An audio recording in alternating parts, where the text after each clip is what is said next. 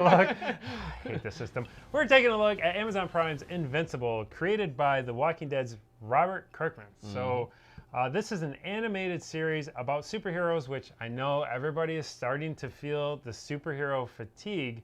I'm not. Which I gotta say actually turned me off the show from the get-go, where I didn't watch it when it first came out because I just kind of needed a break. I kind of felt like, oh, this was just going to be an animated The Boys. Yeah. Everything's getting kind of run down.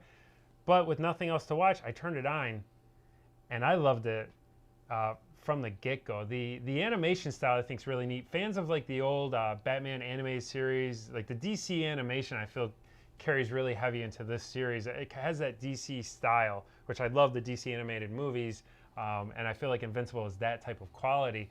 But it stars, it has like a Justice League, Avengers, group at the beginning of the series, and it has its Superman. There's only so many superhero characters out there. They're just kind of getting redundant with different names, but you go with it. And he has a family here on Earth, a wife and a son, and the son finally discovers he's got superpowers, and it's kind of about teaching his son how to become. His name is Invincible. Very interesting story because it gets very dark and gory from there on. and it's very anime inspired. It is. There's a lot of anime elements. It's not. I wouldn't say it's anime. So all of you who are big anime fans, don't kill me. I'm not saying it's anime, but there's some hints to some anime, or some of the animation is very anime inspired, I would say. With some of the action sequences. Yep. Yeah, it's got a great voice cast. Stephen Yeun, which obviously from Walking Dead, plays the main character. He's the son of Omni-Man, who everybody's favorite, J.K. Simmons. Oh, amazing. He's killer in this. His voice is just like velvet. We need to talk. What I'm about to tell you will change everything. By far better than I expected. You know who has a small role in this film? Not film, it's a show. A series. Freaking Luke Skywalker. Yes! Mark Hamill. The Joker. I like him as a Joker. Okay. He's a great voice actor. I mean, he can do the Joker. He plays Art Rosenbaum in this show. Yes, it was very cool. And you know his voice, especially because he's such a good voice actor. But as soon as he started talking, it was yes. I was excited for that. I was also really excited for Walton Goggins to be in this. I'm a huge S.H.I.E.L.D. fan, all-time favorite series.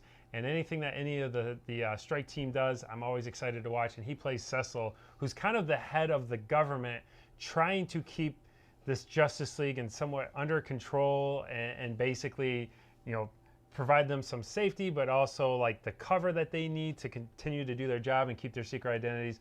And he's a very interesting character. I think he's probably like, when I watch it, like he was the most complex character to me, where I feel like there's so much more that's going to come of Cecil. I was just going to say that. Yeah, you can say it. Cecil's a very complex character. Probably one of the most complex in the show, I would say. Man, would you? Sounds so good out of your mouth. Thanks.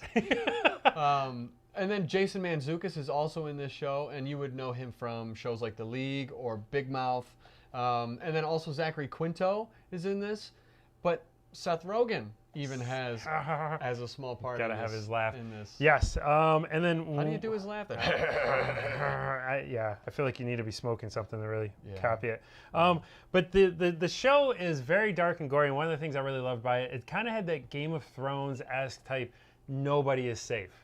You really didn't know who was gonna make it. You were kind of on the edge of your seat because every time there's a threat, the threat feels very real. And you learned that from episode 1. Yes.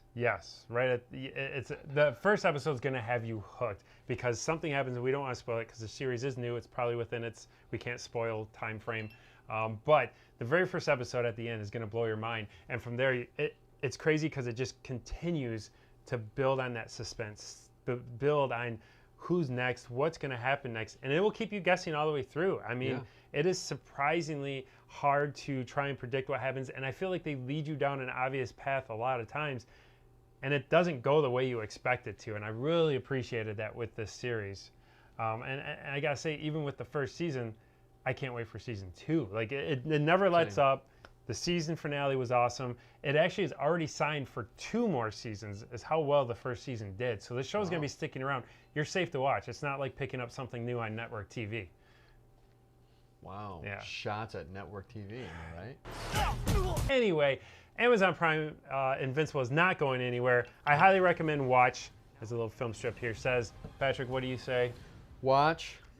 I don't know if that's going where. I'm not putting the graphic up. I'm just going to let it show your pecs. You mean like friggin' just. Protein. Yeah, so definitely check it out. I say highly recommend. And I think it's time for, what is it, Be Kind Rewind. Be Kind Rewind? You ready for